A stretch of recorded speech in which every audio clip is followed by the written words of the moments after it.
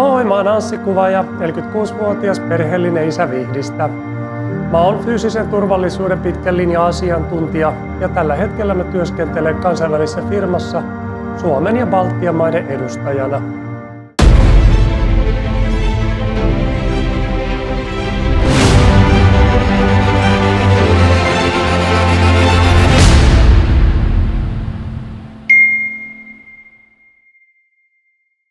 Mä oon syntynyt perheeseen, jossa uskonnosta ei paljon puhuttu.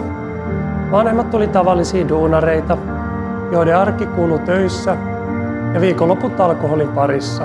Meillä oli rahaa oikeastaan nuoruudessani aika tiukassa. Mä olin lapsena myös paljon sukulaisten luona hoidossa ja mua otettiin mukaan erilaisiin seurakunnan tilaisuuksiin, koska nämä mun sukulaiset, niistä oli tosi moni uskovia. Ja koska uskoasiat ei kuitenkaan kuulunut mulla arkeen kotona, niin ne jäi pikkuhiljaa sitten taka-alalle. Mä olin teini-ikäisenä tosi urheilullinen, mutta pian kuvioihin tuli mukaan myös jengit ja tupakka ja alkoholi. Ja mä aloin tehdä vastuuttomia moraalittomia tekoja sitten pikkuhiljaa. Yksi tällainen moraaliton teko, se pysäytti mut ja herätti mun oman tunnon. Mä en päässyt mitenkään sen asian yli. Mä olin tosi peloissani ja ajattelin, etten ikinä enää halua kokea tällaista, enkä päätyä tilanteeseen enää ollenkaan tämän tyyppisiä. Mä tajusin, että ei tällainen elämäntapa voi päättyä hyvin, vaan mun on muutettava mun suuntaan. Mä tiesin kuitenkin, että mä en pysty siihen omissa voimin, joten mulla ei ollut muuta vaihtoehtoa laittaa kädet ristiin ja pyytää Jeesus auta mua ja opeta mun elämää paremmin. Mä en selvästi osaa. Saman tien mulle tuli sellainen rauhallinen tunne siitä, että kaikki tulee menee vielä parhain päin. 2 vuorokauden kestänyt paniikkitila, mikä mulla oli silloin päällä, niin mä sain rauhan ja mä pystyin saman tien alkaa myös nukkua levollisesti sen myötä. No, vaikka mä jatkoin elämääni omissa voimin, Jeesus oli silti alkanut muuttaa mun moraalitajua ja ajatustapaa parempaan suuntaan. Ja näin jälkikäteen voi myös sanoa, että hän varjeli mua monissa vaarallisissa läheltä piti tilanteissa, joissa olisi paljon normaalimpaa ollut vammautua tai jopa kuolla.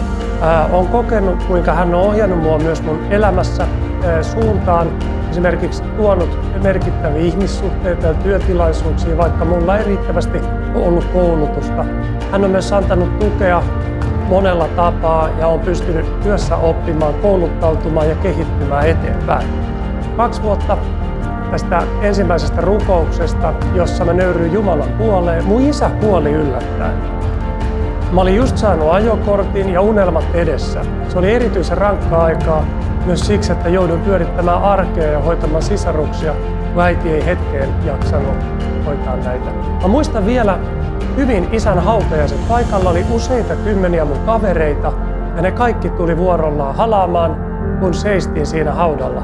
Se oli liikuttava hetki mulle. Mä koin monenlaisia tunteita silloin, mutta yksinäisyys ja hätä oli silti voimakkain. Vaikka ympärillä oli paljon ihmisiä, ainoa paikka, mistä mä löysin todellisen turvan ja rauhan, oli Jeesus. Eli mä mielessä juttelin hänelle ja se auttoi mua tämän kaiken yli. Mä olin noin 30-vuotiaasti ihan normi työssäkäyvä elämää. Kaikki oli ulkoisesti kunnossa. Mulla oli perhe, omakotitalo, mökki ja niin edelleen. Mä olin nämä kaikki omissa voimin ikään kuin saanut. Mutta sitten tuli avioero ja se oli taas sellainen elämää suurempi koettelemus. Se pisti mut tosi nöyräksi ja mä koin täysin epäonnistuneeni. No, lopulta mä siitäkin nousin Jeesuksen avulla. Mä koen, että hän antoi yllättää mulle yhdestä arkitutusta parhaan kaverin ja me saatiin jakaa monenlaisia asioita yhdessä. Se oli sellaista vuorovaikutteista, jossa mäkin koin jeesavani häntä. Noihin aikoihin rakensin myös omakotitalo Hartiapankilla ja kaikki apu, mitä siihen tarvittiin, tuli just oikealla hetkellä, vaikka mä en osannut kaikkeen tällaiseen varautua. Koen, että tästäkin Jumala piti mua tossakin hyvin huolta. Raamattua mä aloin lukemaan vasta näihin aikoihin ja se on oikeastaan auttanut mua ymmärtämään mun eletty elämää paremmin. Ja, mä huomasin, että mä olin elämän omissa voimin, omilla päätöksillä, jotka ei aina päättynyt hyvin. Mä aloin myös ymmärtää itseäni kaikella lailla paremmin. Ja sitten katse kääntyi pikkuhiljaa itsestäni poispäin siihen, miten mä voin kohdata muita ja auttaa muita ihmisiä. Musta tuli myös jotenkin armollisempi ja rakastavampi sekä itteeni ja muita kohtaan. Ja sitten mä oon saanut mun nykyisen vaimon tällaisena omasta mielestäni johdatuksen kautta ja se on kuin Jumalan iloinen lahja mulle. Ja me saadaan elää yhdessä, jakaa, oppia ja elää ja luottaa myös Raamattuun yhdessä ja jaetaan ajatuksia siitä. Ja me ollaan myös löydetty seurakuntayhteys ja useita eri ystäviä eri seurakunnista. Tämä kristittyön porukka on aivan mahtavaa. Ja sinne on kaikki tosissaan tervetulleita. Sitten tähän loppuun mä haluaisin vielä sanoa muutama sana just sulle. Mulla on monta frendiä ja tuttua, jotka sanoo, että ne niin päättyvänsä vaan multiin tai skippaa koko Jumalan asian. Jotenkin mielestä Jumalaa ei ole ja toisille se on itse luotu Jumalakuva. Kuitenkin heillä ei ole kunnon perusteita tällaisille ajatuksille. Mikä sua estää ottamasta selvää Jeesuksesta? Entä jos onkin oikeudenmukainen Jumala ja Jeesuksen luoma ilosanoma rakkaudesta, armosta, taivaspaikasta ja yltäkylläisestä elämästä? Mitä sä ajattelet tästä kaikesta? Voisiko sun mielestä olla tällainen totta? Mä haluaisin kutsua sut mukaan Jeesuksen kaveriksi. Hän tarjoaa yltäkylläisen elämän, joka jatkuu aina tuon puoleiseen asti. Ja hän haluaa olla sun elämässä ystävänä ja kanssakulkijana.